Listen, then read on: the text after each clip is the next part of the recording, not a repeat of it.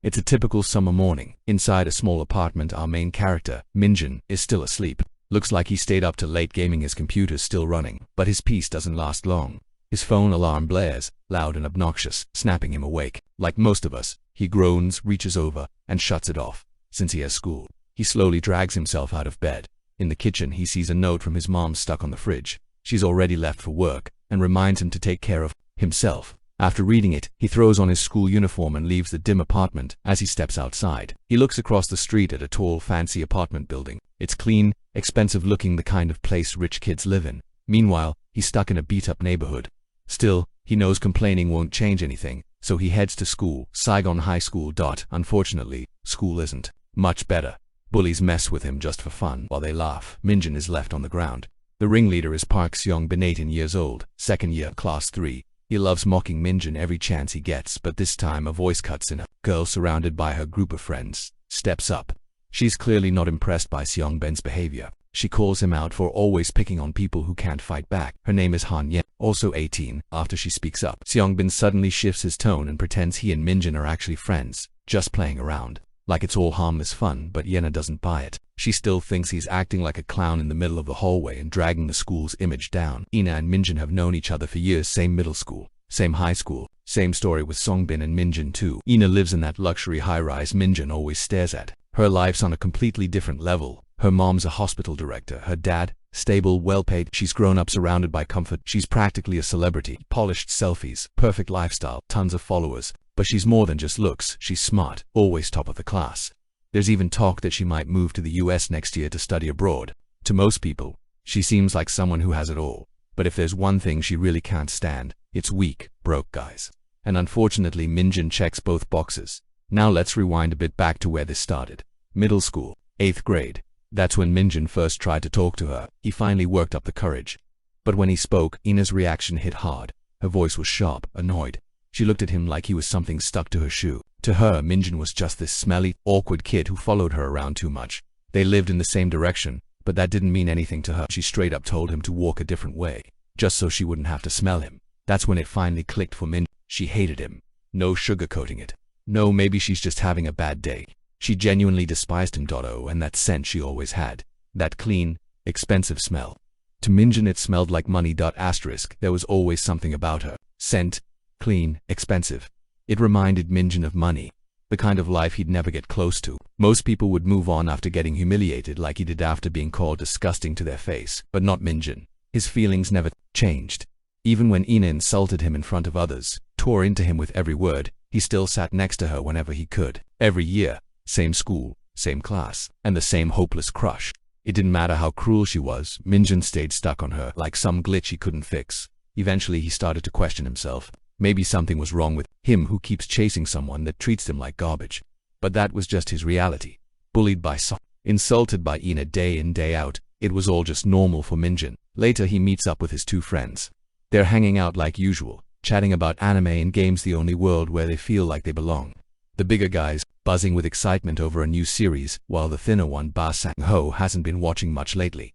Minjin, on the other hand, barely says a word. He just listens quietly, off to the side, like a background NPC. Let's take a moment to meet these two. The skinny guy, that's Ba Sang-ho, 18, same school, different class. The big one, Minjin, also 18. They're the only people at school Minjin feels somewhat connected to. They like the same stuff, think the same way. The big difference, they aren't the ones getting shoved into lockers. And yeah, Minjin's jealous.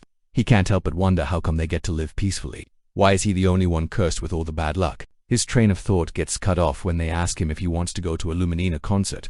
They've got an extra ticket and offer to grab it for him. The idol on screen is beautiful, flawless. The kind of girl most teenage guys would be head over heels for. But Minjin, he doesn't care anymore. That whole world of idols, crushes, dreams, it all feels fake to him now. His friends say he's missing out. And now that they're really looking at him, they realize something's off. He looks pale, drained, like a zombie pretending to be human. They joke about it as they head out, but in class Minjin's just counting the seconds. He doesn't want to be here. He doesn't want to be anywhere near this routine. The same hallways, the same faces, the same pain. That's when he overhears Seong-bin and his crew talking. They're cracking up over some guy who didn't back down when they tried to intimidate him. Apparently, he just stared back, totally unfazed. The guy looked strong. But of course, Seong-bin brags that he could have taken him down no problem. Then they shift topics, talking trash about the same guy, saying he came from North Korea and ran away, leaving his parents behind. They mock him like it's funny, like trauma is entertainment, but then the guy they're joking about walks in. Kong Hackle, he hears everything, and he's not smiling.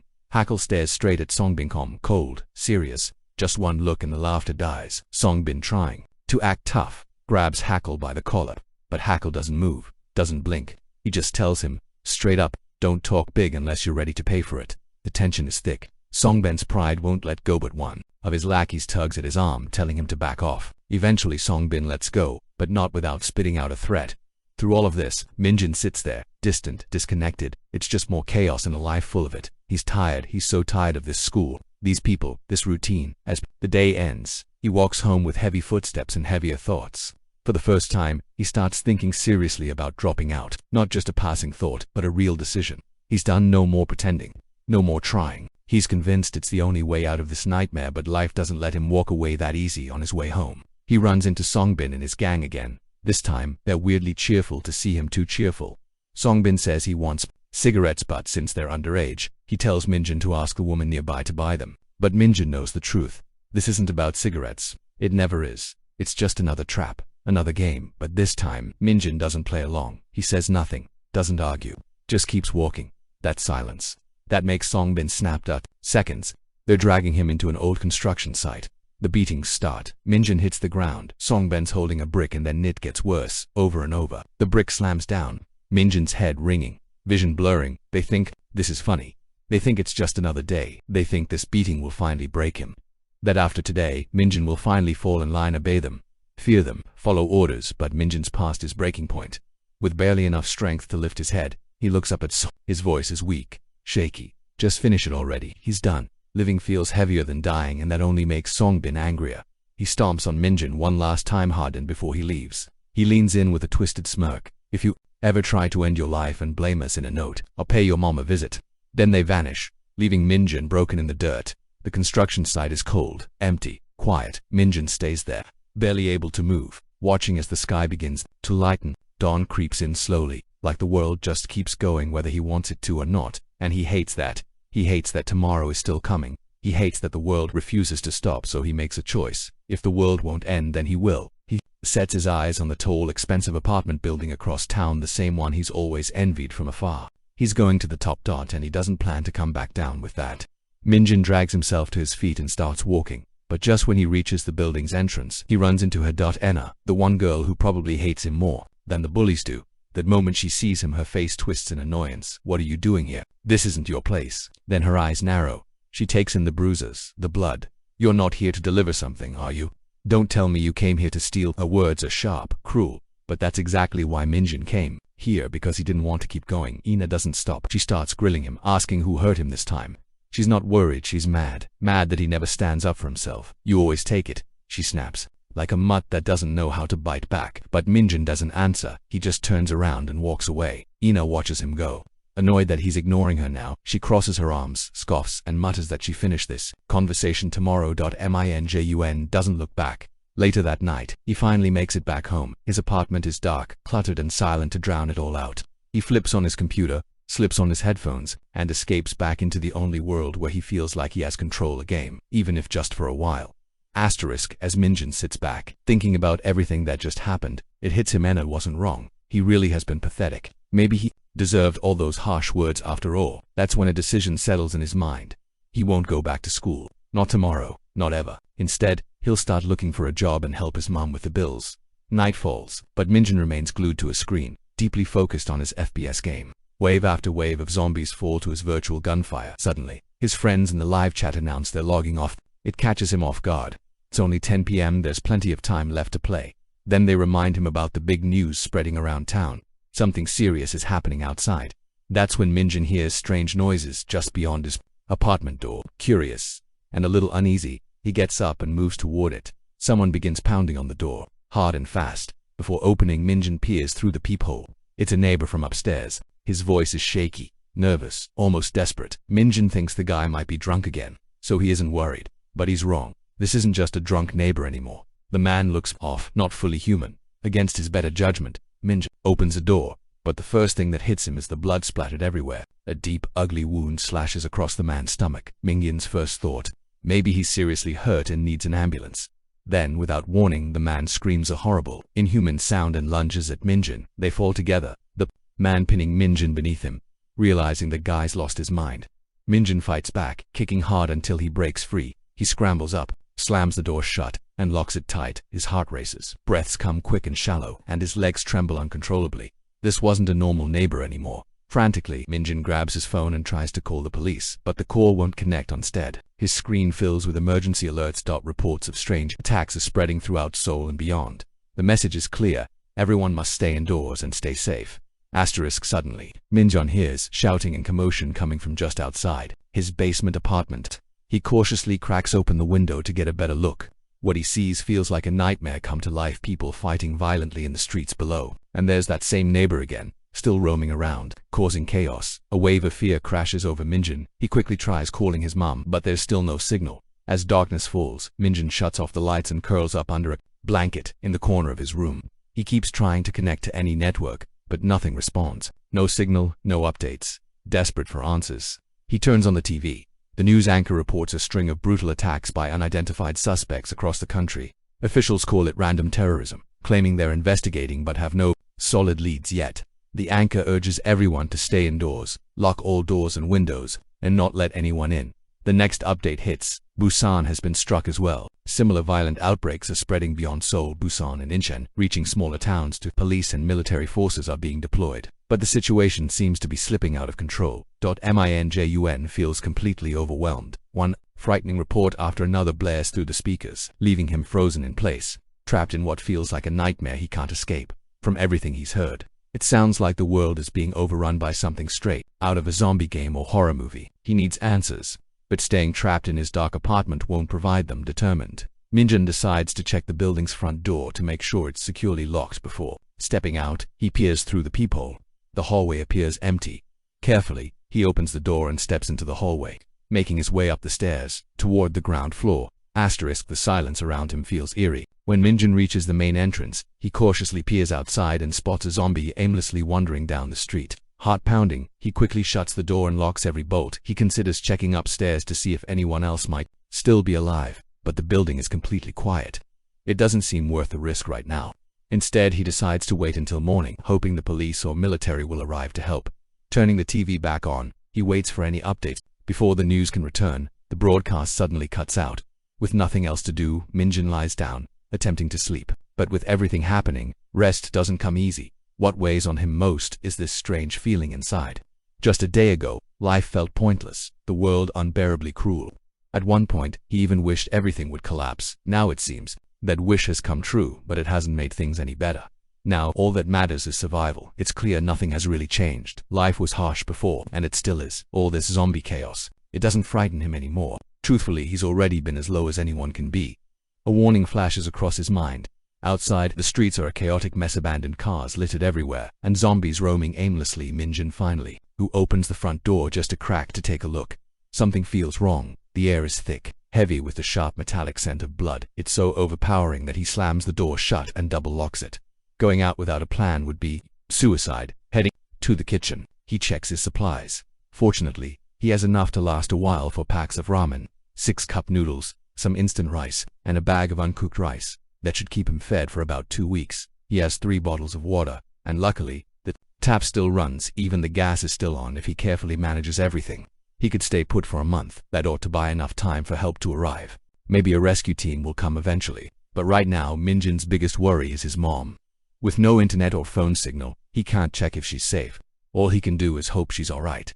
Then a thought hits him. There are only 5 apartments in this building. One of them belongs to a college guy who lives on the rooftop floor. Minjin remembers how that guy was always popular with the ladies, bringing his girlfriend over every Tuesday. Since yesterday was Tuesday, they're probably still up there.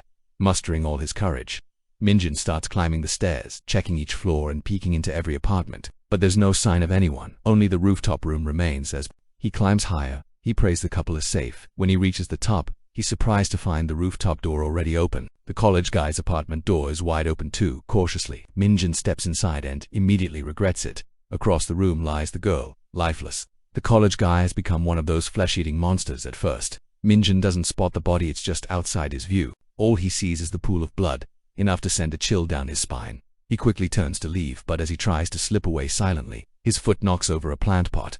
The crash echoes through the room, the zombie's low growl cuts through the silence. Panic surges through Minjin and he bolts for the door. In his rush, he trips. The zombie lunges at him. Thinking quickly, Minjin ducks, using the zombie's momentum against it. The creature stumbles forward and teeters over the edge of the rooftop, watches in disbelief as it falls. His knees give out, and he collapses to the floor, drained. After a few deep breaths, he locks the rooftop door behind him and hurries back down the stairs. Finally, safe inside his apartment, the image of the rooftop guy haunts him, someone he once admired, now just a terrifying monster. What really messes with Minjin's head isn't just what happened. It's the fact that he was the one who pushed the college guy off the roof. Even if the guy was a zombie, it still feels like he killed someone. Over and over, he tells himself it wasn't murder, it was self-defense. That guy came at him first. What else could he do? Night falls again. Just like before, Minjin finds himself alone in the dark, sitting in his small basement apartment. The guilt is heavy. It clings to him like the shadows in the room. He keeps thinking about the college guy's face before he turned into whatever that thing was. Eventually, the silence becomes too much, and Minjin steps outside. Maybe, just maybe, the college guy somehow survived. But what he sees stops him cold. Right in front of the building stands a zombie and its neck is twisted, hanging loosely in a way that's all too familiar. Minjin doesn't need a closer look. It's him, the same guy he pushed off the roof. A strange mix of relief and fear rushes over Minjin. Part of him is weirdly glad to see the guy still alive, but the other part knows this thing is no longer human. Quietly, Minjin apologizes in his head, then slowly shuts the door again. That's when it finally clicks. These things, whatever they are, they're not people anymore. Morning comes. Day 3, since everything went to hell. Minjun makes himself a quick hot meal using whatever fresh ingredients are left. He figures he should use the stuff that might spoil first, since he doesn't know how long the gas will keep running. After that, it's back to the packaged food. That as he eats, the reality sinks in. He can't keep waiting. If no one comes before his food runs out, that's it. Luckily, the building seems clear for now. The rooftop zombie was the only one, and he's gone. Minjun starts thinking maybe if he lights a fire on the rooftop, someone might see the smoke, or maybe he should just leave. A few days ago, he was ready to die anyway. Now he's not afraid of it. If anything, he's already faced death and walked away twice. That counts for something. His confidence is shaky, but it's there suddenly. His phone lights up and rings. It's his mom. He picks up immediately, his voice cracking. She's safe. She tells him she found the military during an evacuation and made it to a shelter in Sutton. She tells him to stay put and promises she'll send help. The call doesn't last long. The signal drops. But for the first time in days, Minjin actually feels okay. Right after, his phone buzzes again. Texts. It's from his 2 otaku buddies. They're alive, and from the way they're texting, they seem way too calm about all this. Probably holed up together, cracking dumb jokes like usual. Minjin guesses they must be teaming up to get through this whole mess now that he's heard from his mom and his friends. There's only one more person on his mind. Ena, yeah, her. The same girl who always had something mean to say. The same girl who acted like even standing next to him was disgusting. But she also lives nearby. The closest, actually. Still, Minjin can't imagine her ever coming back to his place. Not after what happened last time. Back then, Songbin and his gang had taken over Minjin's apartment, messing around like it was their own hangout. One of them invited Ena over as a joke without telling her where they were. She walked in, saw the filthy, cramped apartment and didn't even take a single step inside. She just stood at the door with a blank expression, like she was seriously questioning how her life brought her there. She turned right back around without saying a word. The cigarette smell, the sticky floor, the mess, it all made her furious. She was mad that no one told her where she was going. That moment hurt Minjin more than anything the gang did. Her disgust hit harder than any punch. Now, back in the present, Minjin is just sitting on the toilet, thinking about her of all people. He doesn't even know why. Maybe it's curiosity. Maybe it's something else. He tells himself he doesn't care what happened to her, but deep down, he's not sure if he's being honest. Then he hears a voice, a familiar one. Someone's outside his window, calling to him in a low, urgent whisper. It's her, Ena. She's trying not to attract attention, but it's already too late. Her voice draws the wrong kind of attention. Zombies start turning toward her direction. She panics, starts yelling, begging him to let her in. Minjin doesn't hesitate. He rushes to the door, yanks it open, and pulls her inside before slamming it shut and locking it tight. She stumbles into the room, gasping for air, eyes wide and full of fear. No matter how hard she breathes, it's like she can't calm down. Ming checks on her, asking if she's hurt. But what confuses him most isn't that she's here, it's why. Out of all places, why come here? Minjin doesn't even get the chance to ask why she came. Ena just steps forward, grabs a fistful of his shirt, and pulls him into a tight hug. He freezes, completely caught off guard. Her arms are shaking. She holds on like she's about to fall apart. He stands there stunned, trying to process what's happening. Slowly, he gathers himself and asks, "What happened to you?" Ena steps back, looks him in the eyes, and says something he never expected. "Thank you." Just that. 2 words. And somehow, it's the nicest thing she's ever said to him. She admits that if he hadn't opened that door, she'd probably be dead right now. Zombie chow. Her words hit Minjin like a punch to the chest. He's so stunned he just blushes and mumbles, "I'm just glad you made it." Ena glances around the apartment. It's clear he's alone. He tells her his mom left a few days ago, and hadn't come back at least until recently. He managed to talk to her, and she's safe, staying at a military-run shelter out in Cyanum. That news makes Ena relax a little. "I'm glad she's okay," she says. While they're on the subject, Minjin asks about her parents. Ena pauses, her expression unreadable. "My dad's fine. He's hiding out somewhere safe." She hesitates when it comes to her mom, then quickly adds, "She's fine too." Before Minjin can dig deeper, she changes the subject. "Do you have any water?" "I haven't had anything to drink in 2 days," she says, wiping sweat from her face. "And if you have a phone charger, that'd be great." Time passes, and Minjin starts to notice something. Ena drinks water like she hasn't seen it in a year. His limited stash is shrinking fast. He starts to panic a little on the inside. If she keeps drinking like this, they're going to run out way sooner than planned. Still, he gets it. She just survived a zombie attack. She's shaken, who wouldn't be? Trying to make sense of it all, Minjin asks if she came straight from her house. The answer surprises him. She shakes her head. "I never made it home." Ena explains that after the last time they talked 3 days ago, she stepped out to kill some time. That's when everything went to hell. Screaming chaos. People running like their lives depended on it. Not knowing where else to go, she ended up hiding in a stairwell. She waited, thinking someone might come help. No one did. Eventually, she found a door left ajar. It led to a tiny meeting room, probably used by some business nearby. It wasn't much, but there was a water cooler. That was all she had for 3 days. By the 3rd day, she knew she couldn't stay. No food, barely any water left. She needed to move, so she tried making her way back home, or at least to find the military or the police, but the streets were full of monsters. Rotting, snarling things, ripping people apart. Her route home was a dead end. She had to think fast. Cutting through alleys, she found herself not far from Mingin's place. She'd only been there once, but the layout stuck in her head. That's when she made the call, risk everything and go to him. Minjin listens in disbelief. She made it through all of that alone. "You're lucky to be alive," he says. Ena nods. "And lucky you were here. If you weren't." She trails off, her voice quiet. Then she stands up and wipes her face again. "I feel disgusting. If the water still works, I'm taking a shower." Minjin awkwardly nods and offers her a clean change of clothes. Just something dry. Ena pauses, blinks it, then smacks him on the head with a plastic bottle. "You puff," she shouts, kicking him in the shin. "You trying to peek or something, wha?" "No, I was just..." "Creep." She keeps kicking while calling him a loser. Minjin crouches down, shielding himself with his arms, completely confused about what just happened. Meanwhile, Ena storms off to the bathroom, mumbling something about him being hopeless. Minjin sits there rubbing his leg. He still doesn't get what he said that set her off.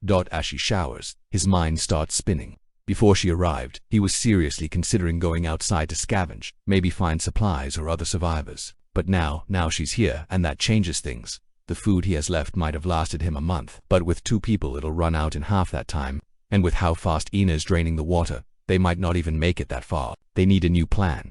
Fast.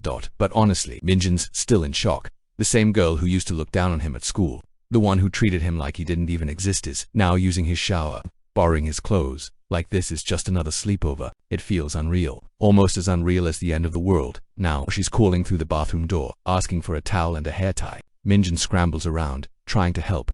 He asks what kind of clothes she prefers, genuinely trying to be thoughtful, but Ena just shrugs it off. Whatever, it's not like there's anyone left to impress. Then, with the most casual tone ever, she adds, "Also, you're a short king, by the way." Minjin freezes short. What now? He's just trying to help, and somehow, still getting roasted. He sighs and mutters, "The world's ending and I'm still getting bullied." Minjin hands Ena a clean shirt, feeling awkward as he does. She takes one whiff and instantly recoils. "Ugh, it smells like boy in here," she mutters, frowning. "You got anything else?" Minjin shrugs helplessly. They all smell like that. With no better option, she grabs a shirt and changes anyway. But from the look on her face, it's obvious she's suffering. She mutters something under her breath about air freshness and how guys really are gross when they live alone. Even in the middle of a zombie apocalypse, she's focused on the smell. She laughs it off, but Minjin just stares. The world is literally falling apart outside, and she's hung up on laundry detergent. Groans and distant screams echo through the streets, but inside the apartment, things are strangely quiet. The two of them sit together, having just finished a quick meal. Ena leans back and brings up the future.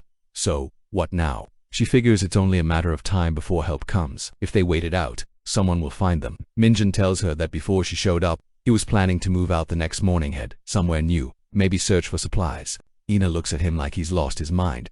Why would you leave? You've got water, food, and a door you can lock. She's still shaken from her journey here, and the idea of going back out there terrifies her. Minjin understands. After everything she went through, it's no wonder she doesn't want to move. All right, he says.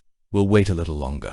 But just minutes later, Ena starts pacing. What if we run out of supplies? Minjin blinks. Didn't you just say we should stay? She's clearly conflicted, nervous, anxious, trying to think through a dozen outcomes at once. Minjin can't tell if she expects him to go out and find more stuff while she stays safe behind locked doors, trying to ground the conversation. He suggests a safer alternative. We could check the other apartments upstairs. Someone might have left stuff behind, but he doesn't sugarcoat it. Some of them might not be empty. Ena freezes at the thought. If it really comes down to it, Minjin adds, we could head to the rooftop. It's the safest spot if things get worse.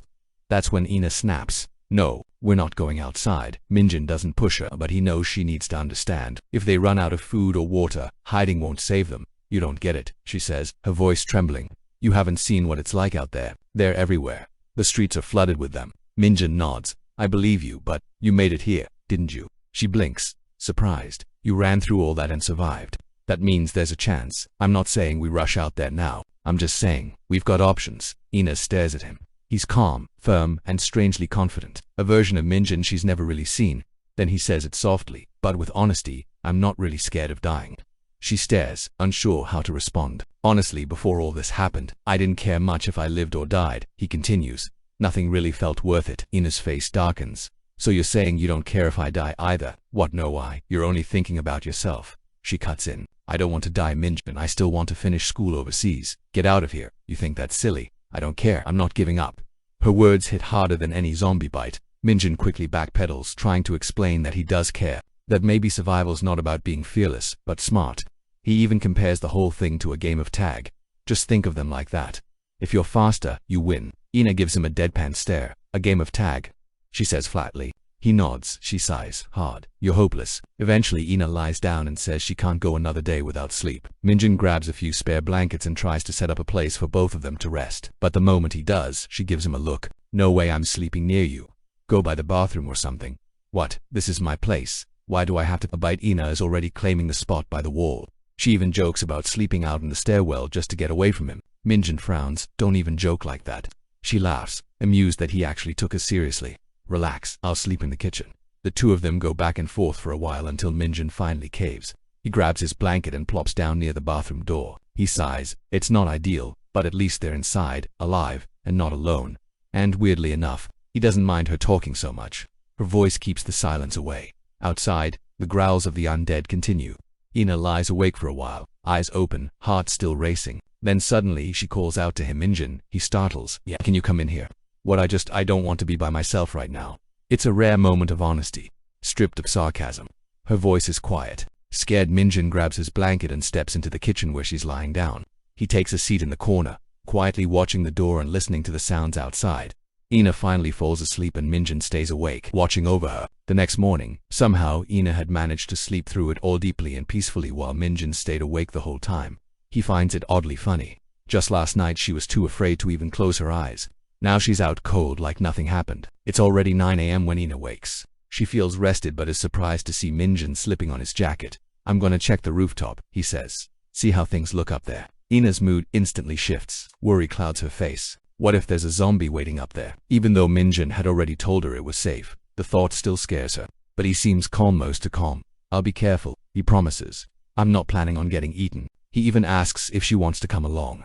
Her response is a sharp, immediate no, so she stays behind as Minjin heads for the stairwell. On the way up, he notices something new, a fresh crack in the glass.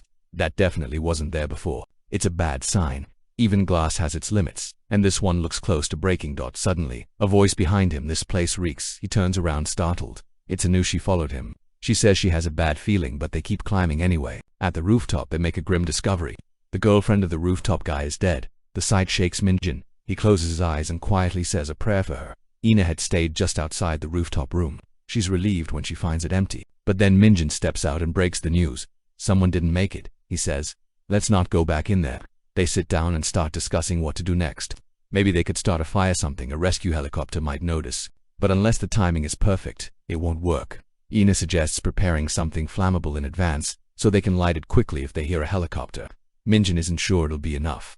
Then Ena throws out another idea. Maybe they can find other survivors. But instead of being cautious, she yells out loud. Hoping someone hears her, Minjin quickly shuts her up, reminding her about the glass door. It can't handle much more, and so the two of them end up stuck together trying to survive in the same place. During a quiet moment, Ena randomly asks Minjin about his MBTI type. She explains it's a personality test, 16 types. Easy to take online. Minjin has no idea what she's talking about. He seems like the type who doesn't even use Instagram. She jokes, and if he does, he probably has like 50 followers. She teases him non-stop. She asks what he enjoys, and he says gaming, especially a zombie game called Rage Z.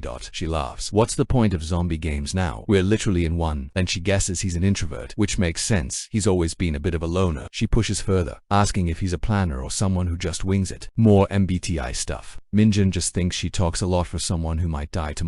He doesn't get the MBTI thing. Honestly, he didn't even think she knew he existed before the world fell apart. Now here she is, his old crush, sitting next to him, playfully kicking his leg and talking a mile a minute. Minjin, still the quiet one, starts wondering if maybe this strange new world isn't all bad. Lost in thought, he doesn't notice Ena yelling his name. She kicks him again. Seriously, spacing out while I'm talking. She snaps, clearly annoyed. He apologizes. Gina rolls her eyes. She can't believe he would drift off while she's obviously the center of attention. And maybe she has a point. Days pass in a strange rhythm. Ena spends her time lounging around, reading comics, kicking her feet up. One day she looks up and asks, "Did you do the laundry yet? I'm starving." At this point she's doing nothing while depending on Minjin for everything. He's starting to get tired of it. He doesn't want to be her errand boy, especially not the guy doing her laundry. But typical Minjin, he keeps his feelings to himself. That's just who he is. With the power out, he has no choice but to wash clothes by hand. Luckily the water still works. Food, though, that's a bigger problem. Once he finishes his chores, he tells Ena he's heading out. "Don't be late," she warns. "Back in 30 minutes or I'm coming after you." Minjin sighs and heads out anyway. These days he follows the same routine, patrolling the neighborhood on the safest paths he knows. He's studied how the infected move. They act like the zombies in his games. Aggressive, like they've got rabies. Attacking only the living and ignoring everything else. It's a terrifying world, but at least in it he's not alone. Asterisk, Minjin has made a few critical observations. 1. The infected have terrible long-distance vision. Most can't see far ahead, though some are worse than others. 2. Their hearing is razor sharp. Because of this, Minjin always moves with care, barely making a sound. And 3. They seem to hate sunlight. They're far less active during the day, which is why he's convinced going out at night is a terrible idea. But what's really been eating at him is how familiar all of this feels. Their behavior, how they hunt, how they avoid light. It's just like the zombies in Rage Z, the game he used to play. He doesn't know if it's just in his head or if it's some twisted coincidence, but if they are the same, then he fears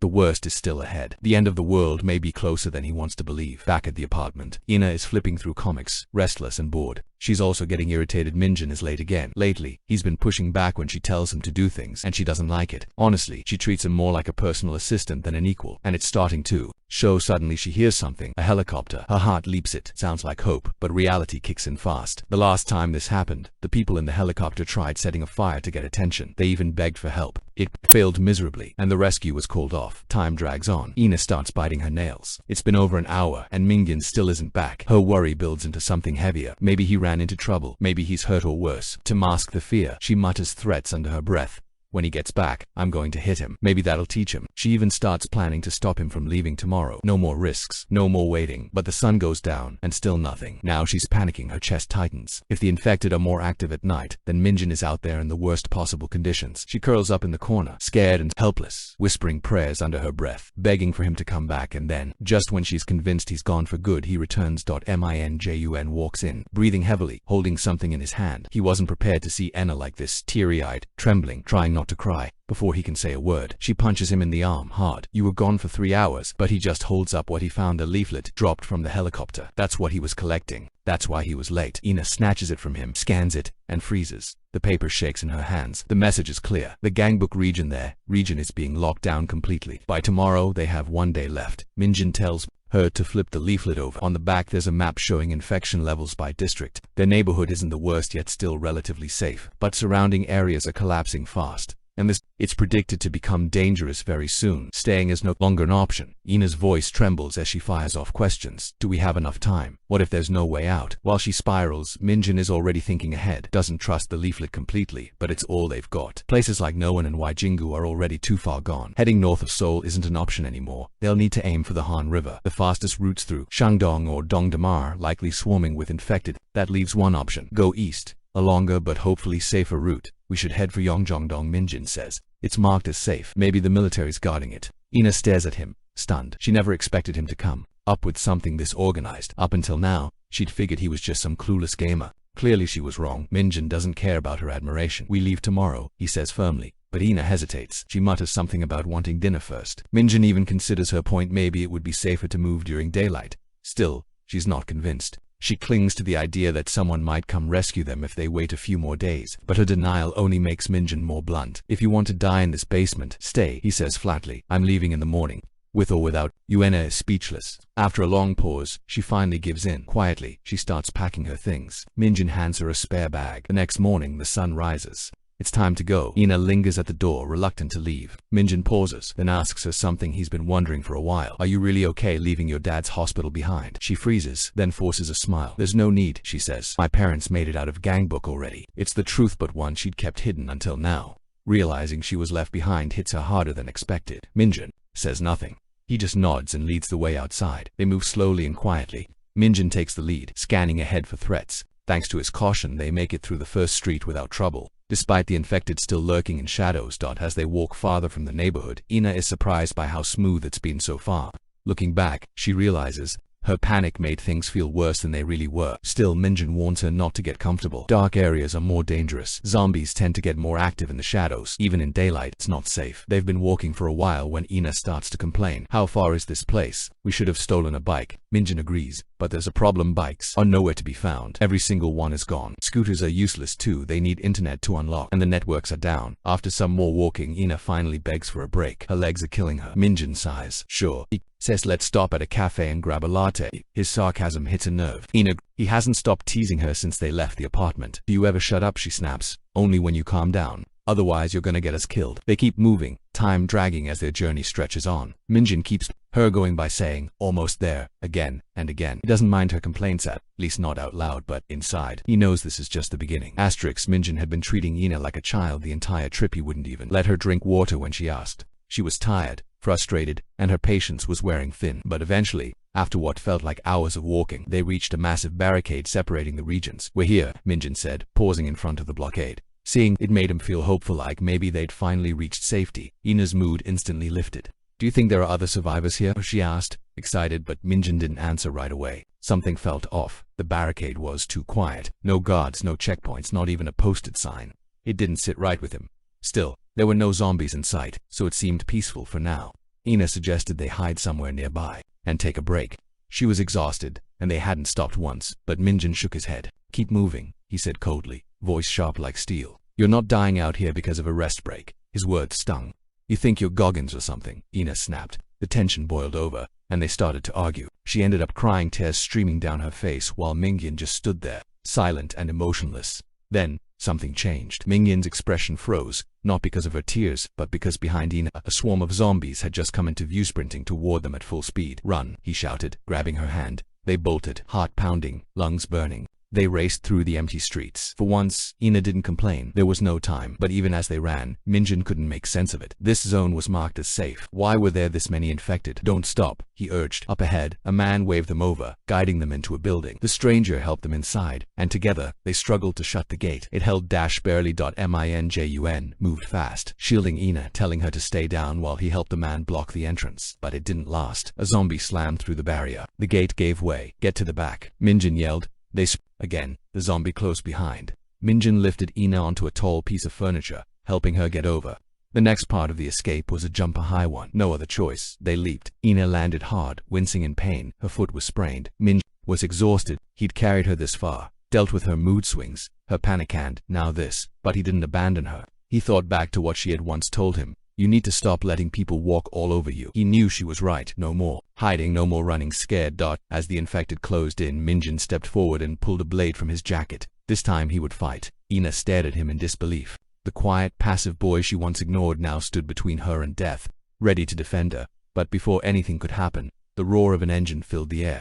A motorcycle skidded to a stop. "Get down," the rider shouted. Minjun ducked, just in time as the rider smashed a zombie's face with a metal bat. A few more teens on skateboards flew in, finishing off the rest with brutal efficiency. It was chaotic, but they were saved. Minjin helped Ena up, both of them catching their breath. Then the man with the bat turned to the man Minjin's face, drained of color. It was Songbin. Of all people, he was the last person Minjin wanted to see even more than the infected. Songbin looked at Minjin's blade and laughed. "You were gonna fight zombies with that kitchen knife. Man, you really haven't changed." Ena thanked Songbin sincerely. "If you hadn't shown up, we'd be dead." He shrugged it off and invited them to join his group, saying they had a hideout with other survivors, adults included. It was well fortified and safe for, so he claimed. But Minjin didn't trust him, not even a little. When Songbin offered Ena a ride on the motorcycle, she hesitated. "Can Minjin come to?" One of the skaters sneered. "Why bother bringing that loser? He'll just slow us down and eat our food." Minjin was about to decline, but Songbin unexpectedly agreed. "Fine, he can come," he said, clearly amused. To everyone's surprise, Minjin refused. "I've got somewhere to be," he said, already walking away. Songbin's smile vanished. "You ignoring me again?" he growled. "Do it one more time and I'll kill you myself." He reminded Minjin of the last time he got beaten and made it clear that the world had changed. There were no rules now. If Songbin wanted to crush his head like one of the infected, no one would stop him. Still, Minjin kept walking. Songbin laughed bitterly. "Get over here, loser." Ena, hearing this, realized something she hadn't known. Songbin was the one who had assaulted Minjin in the past. And worse, she remembered what his friends used to say about her. They had come to Minjin's house, talking about taking advantage of the situation when she visited. Some had assumed Minjin had already done something.